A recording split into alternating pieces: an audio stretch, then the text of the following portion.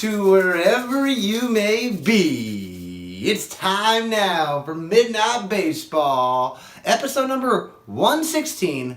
I'm Spencer Dodgers, of course, and this is Life on Hold. Yes, somebody hit the pause button. It was the baseball gods. Chicago, there's rain. Game 4 between the Nationals and the Cubs has been postponed, and what are we going to do about it? Nothing, right? I mean, we had 4 games yesterday, ended with the Dodgers having a sweep over the D-backs. We know I predicted it.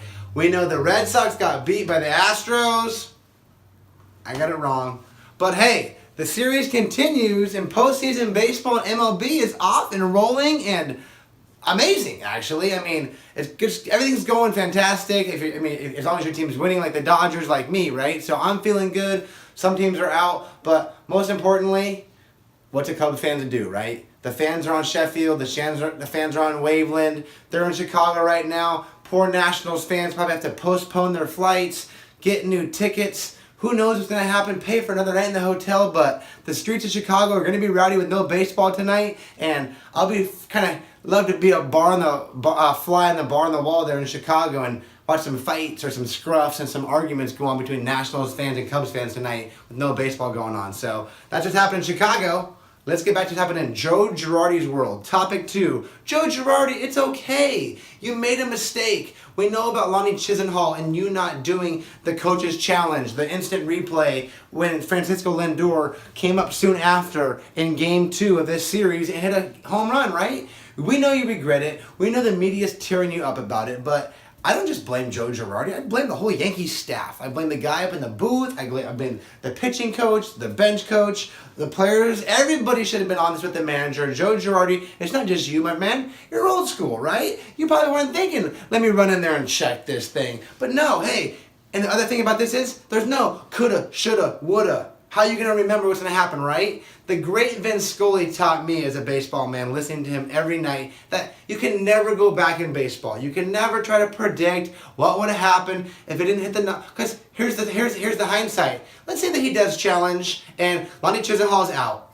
The next guy comes up, he gets out. But then you go to the next inning and they get 10 runs, right? You don't know what's going to happen. Yankees lose. Yankees don't win Game 2 like Joel Sherman and other guys want to talk about, other reporters and news guys. They want to make Girardi feel bad, like he lost the series. But let's say you lose Game 2 by something different. Now does Girardi get the team to get fired up by the mistake? Maybe not, right? Maybe the mistake by Girardi fired up the Yankees, got them to win Game 3, got them to win Game 4. Have you ever thought about that, media? Have you ever thought about that, people who want to think positively and not give me the coulda, shoulda, wouldas in baseball? Don't ever look backwards. Vince Scully, that rant was for you. Topic number 3, CC, I'm not buying it. Joe Girardi giving the ball to CC Sabathia in Game 5 in Cleveland tomorrow versus the Natives.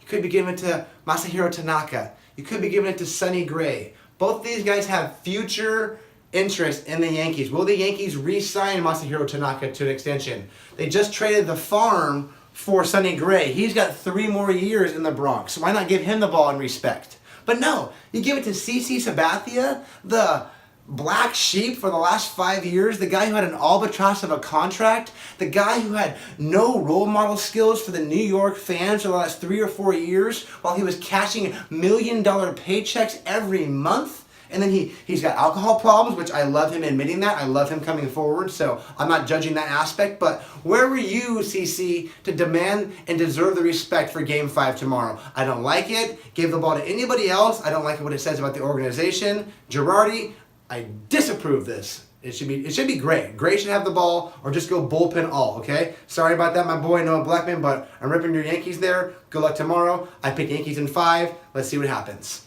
Last topic today I got, the Dodgers, the Astros are sitting pretty, right? Both these teams were the favorites all year long. If you looked at the record, didn't believe the hype, from here and there, Indians, Cubbies, Nationals, everything else, right? Cubs and Astros are what it's at, right? Kershaw's lined up with Hill and Darvish, Keuchel, Verlander, and look for Lance McCullers Jr. to come out for Game 3. But Astros, Dodgers, some of the storylines would be Josh Reddick returns from a team he played last year, all right? We all have the hurricane in our hearts that are heavy for not only for the city of Houston and cheering for them as a nation, but also Puerto Rico, our friends down south, our other part of the nation. We've got